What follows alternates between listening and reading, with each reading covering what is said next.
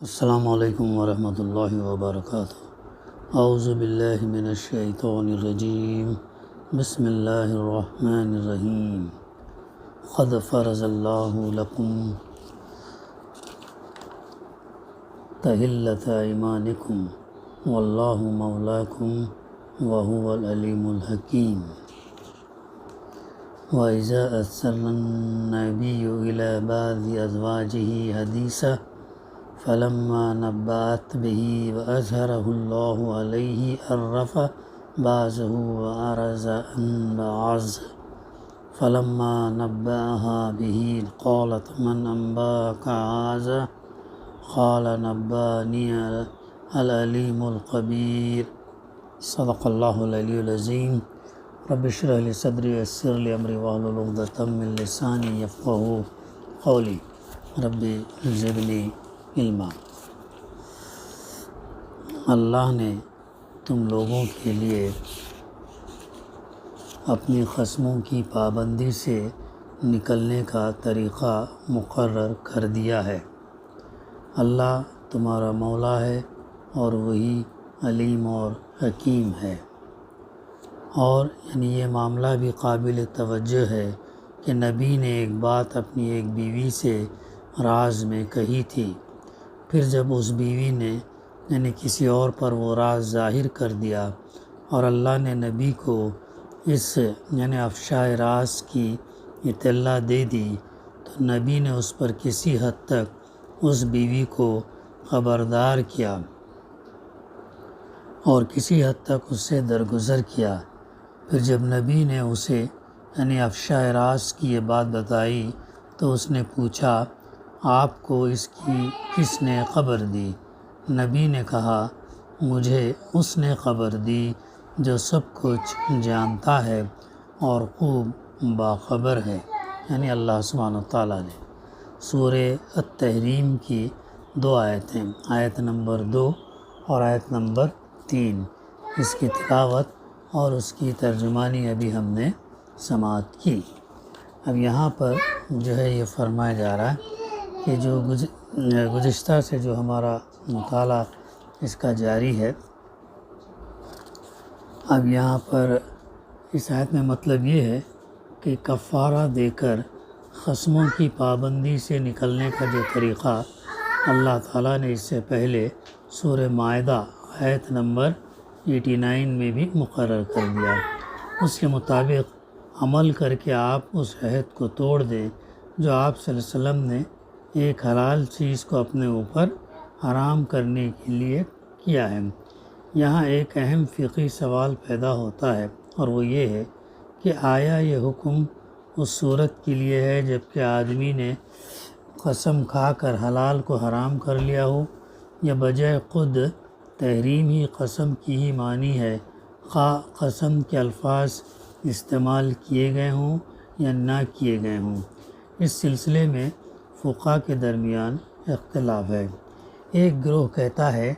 کہ محض تحریم قسم نہیں ہے، اگر آدمی نے کسی چیز کو،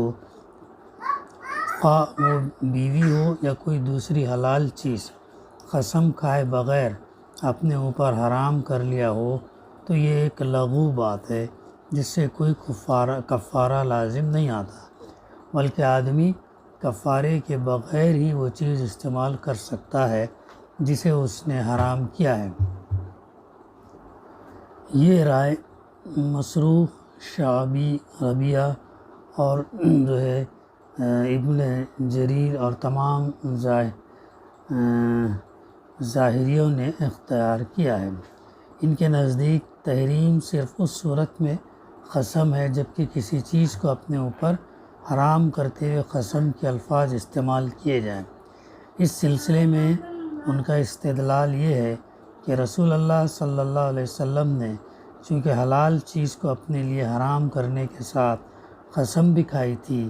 جیسا کہ متعدد روایات میں بیان ہوا ہے، اس لیے اللہ تعالیٰ نے اللہ کے رسول صلی اللہ علیہ وسلم سے فرمایا کہ ہم نے قسموں کی پابندی سے نکلنے کا جو طریقہ مقرر کر دیا اس پر آپ عمل کریں۔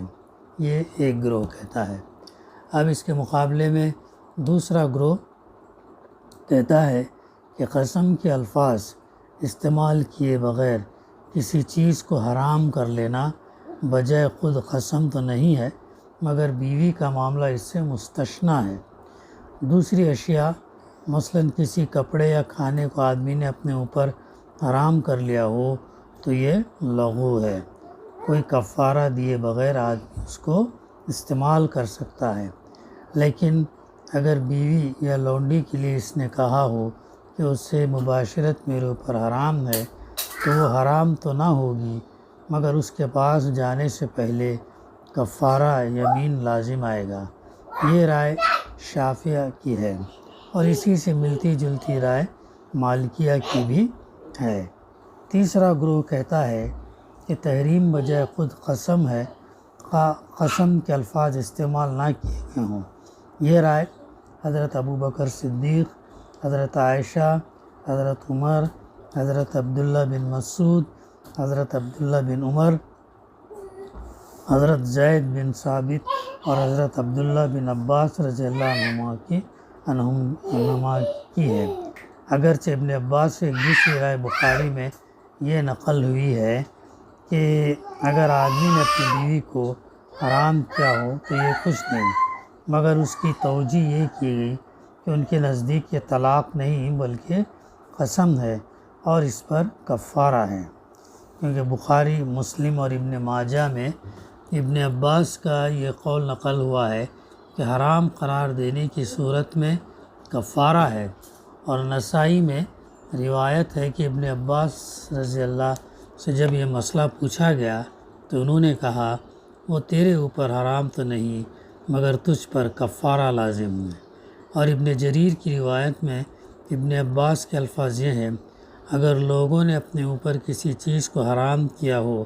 جسے اللہ نے حلال کیا ہے تو ان پر لازم ہے کہ اپنی قسموں کا کفارہ ادا کریں۔ یہی رائے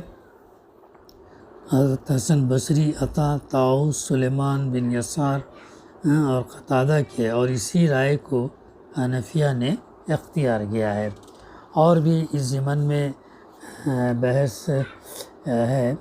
مختلف فقہاء کے نزدیک جو یہ ہے تفصیل سے مولانا نے کیا ہے، اس کا انفرادی طور پر اس کا ہم مطالعہ کر سکتے ہیں۔ تو یہ ایک طریقہ اپنی قسموں کی پابندی سے نکلنے کا طریقہ مقرر کر دیا۔ پھر فرمایا وَهُوَ الْعَلِيمُ الْحَكِيمُ، اللہ تمہارا مولا ہے اور وہی علیم اور حکیم ہے، یعنی اللہ تمہارا آقا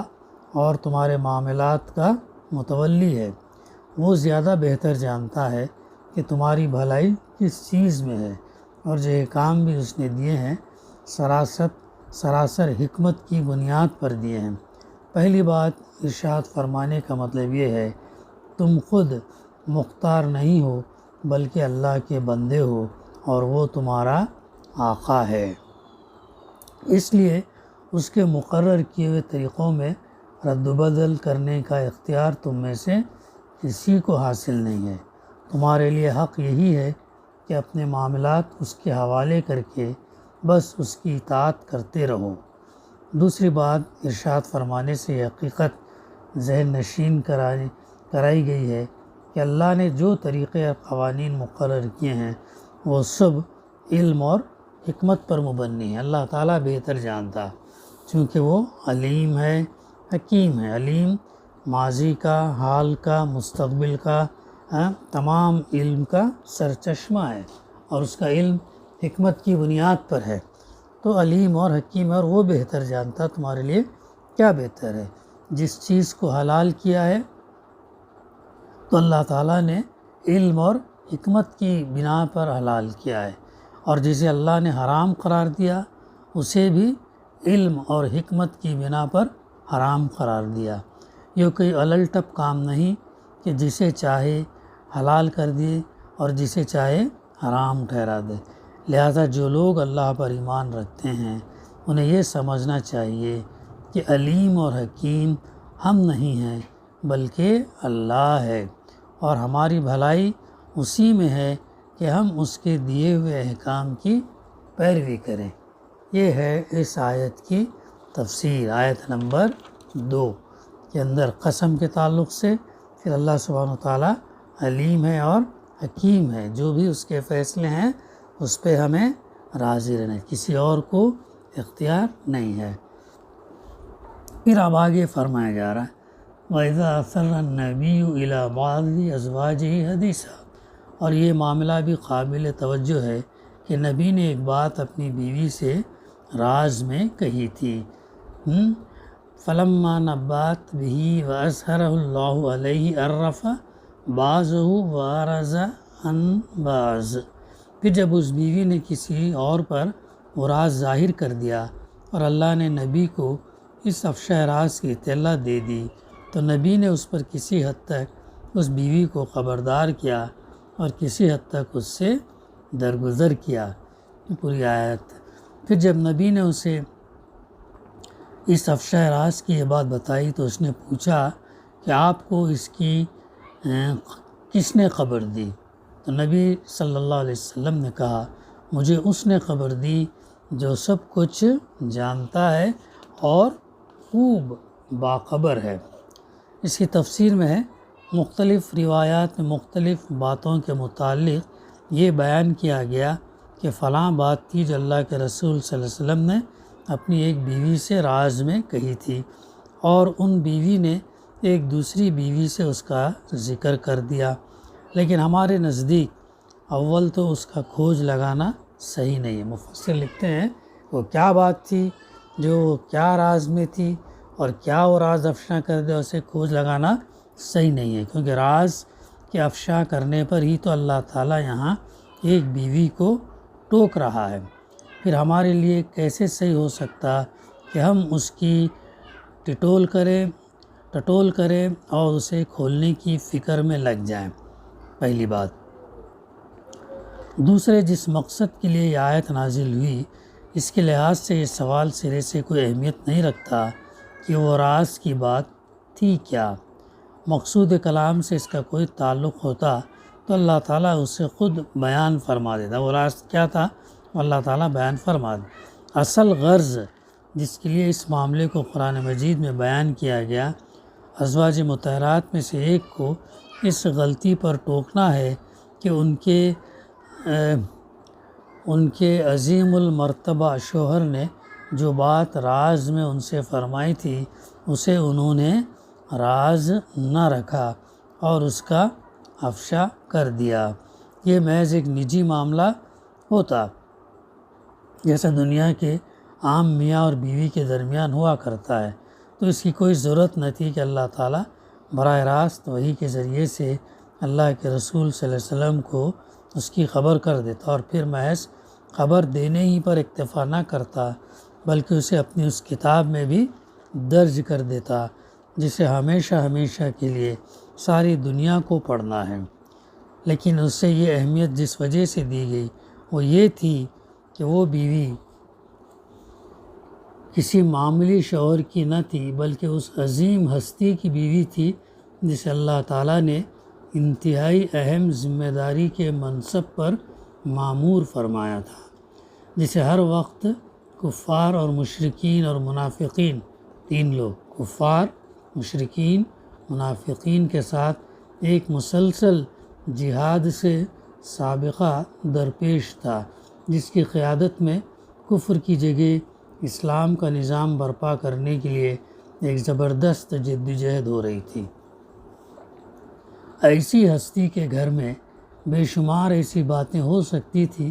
جو اگر راز نہ رہتی اور قبل از وقت ظاہر ہو جاتی تو اس کار عظیم کو نقصان پہنچ سکتا تھا جو وہ ہستی انجام دے رہی تھی۔ اس لیے جب اس گھر کی ایک خاتون سے پہلی مرتبہ یہ کمزوری صادر ہوئی کہ اس نے ایک ایسی بات کو جو راز میں اس سے کہی گئی تھی کہ کسی اور پر ظاہر کر دیا، اگرچہ وہ کوئی غیر نہ تھا بلکہ اپنے ہی گھر کا ایک فرد تھا، تو اس پر فوراً ٹوک دیا گیا اور در پردہ نہیں بلکہ قرآن مجید میں برملا ٹوکا گیا، تاکہ نہ صرف ازواج مطہرات کو بلکہ مسلم معاشرے کے تمام ذمہ دار لوگوں کی بیویوں کو رازوں کی حفاظت کی تربیت دی جائے، اس کے ساتھ ساتھ تمام کو جو ہے رازوں کی حفاظت، راز اس کی حفاظت کرنا، اس کی تربیت دی جائے۔ آیت میں اس سوال کو قطعی نظر انداز کر دیا گیا، جس راز کی بات کو افشا کیا گیا تھا وہ کوئی خاص اہمیت رکھتی تھی یا نہیں، وہ انسگنیفیکنٹ ہے، وہ بہت اہم ہے یا نہیں ہے، بل جو بات راز میں تھی وہ اس کو راز میں ہی رہنا۔ جیسے دیکھیں حذیفہ رضی اللہ کو جب اللہ کے رسول صلی اللہ علیہ وسلم نے منافقین کے نام بتائے، کون کون منافق ہے کر کے بتایا، تو آپ نے جو ہے وہ اس بات کو اور کہا کہ جو ہے یہ تم بات راز میں رکھنا، کسی اور پر عیاں نہیں کرنا۔ حالانکہ جلیل القدر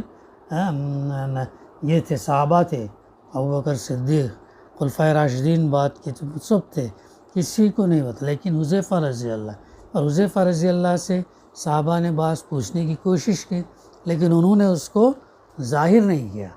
یہاں تک کہ بعد میں بھی ایک ایسے موقع پر جو ہے وہ حضرت عمر فاروق رضی اللہ کوشش کی کہ جو ہے کم سے کم اللہ کے رسول صلی اللہ علیہ وسلم کے وفات کے بعد جو ہے معلوم تو ہو کون کون منافق ہیں کر کے، منافق کون کون ہیں معلوم کرے، لیکن تب بھی حذیفہ رضی اللہ نے نہیں بتایا۔ اور اللہ کے رسول صلی اللہ علیہ وسلم کا معمول یہ تھا، جب کسی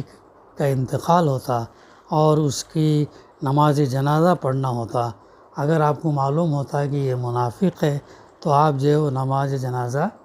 نہ پڑھاتے نہ اس میں شریک ہوتے، ایسا تھا۔ تو اور اسی طریقے سے بعد میں اللہ کے رسول صلی اللہ علیہ وسلم کے بعد جب عمر فاروق رضی اللہ بھی خلیفہ ہوئے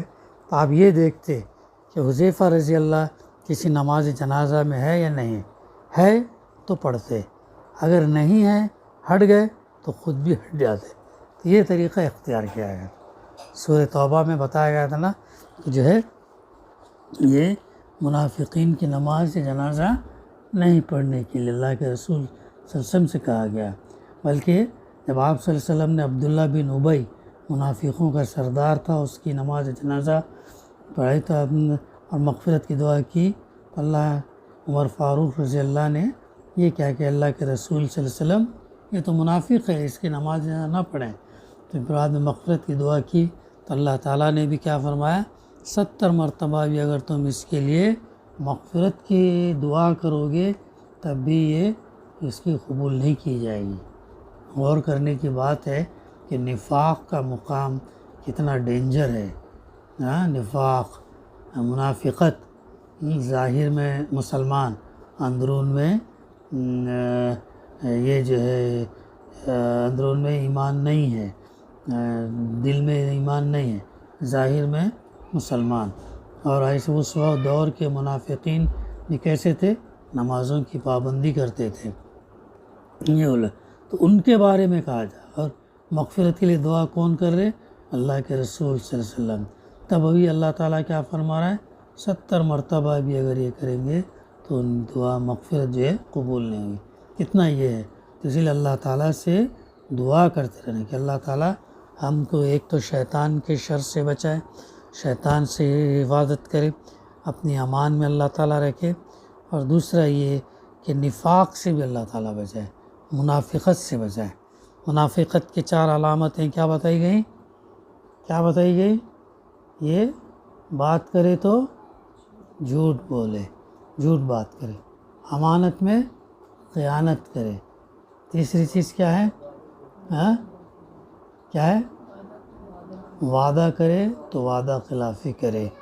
اگر کسی سے لڑائی جھگڑا اگر یہ ہو جائے تو گالم گلوچ پر اتر آئے۔ اب جتنے جس کے اندر صفات ہوں گے یہ 4 میں سے اتنا اس کے اندر منافقت ہوگی، یہ کرائٹیریا سے ہم نہیں۔ لیکن یہ کہ اب ہم یہ کسی کو